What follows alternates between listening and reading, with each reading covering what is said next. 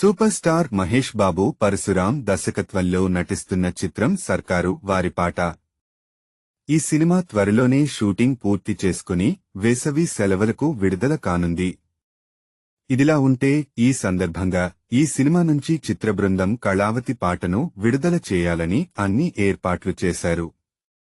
ఈ క్రమంలోనే సినిమా అధికారికంగా విడుదల చేయడానికంటే ముందుగా కొందరు లీకు రాయుళ్లు ఈ సినిమాలోని కళావతి పాటను ఒకరోజు విడుదలకు ముందే సోషల్ మీడియాలో విడుదల చేయడంతో ఒక్కసారిగా చిత్ర బృందం షాకయ్యారు.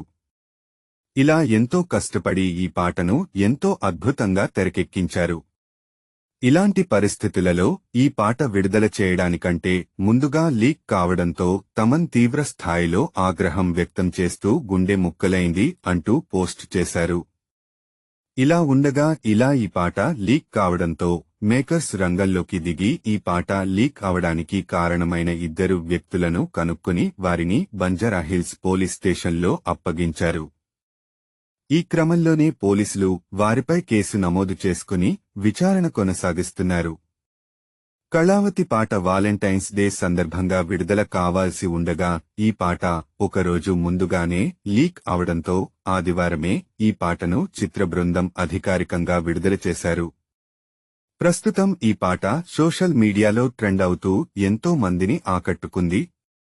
అయితే ఇప్పటికే ఇలా ఎన్నో సినిమాల విషయంలో లీకులు జరగడం మనం చూసి ఉంటాం.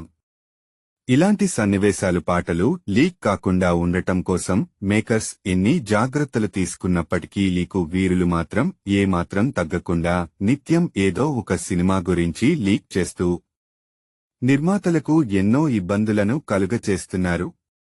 ఇలాంటి మరిన్ని తెలుగు వార్తా విశేషాల కోసం ఛానల్కి సబ్స్క్రైబ్ చేసి గంట నొక్కడం మర్చిపోకండి. ఈ వీడియోని తోటి మిత్రులకి షేర్ చేయండి. మీ అభిప్రాయాన్ని కామెంట్లో తెలపండి.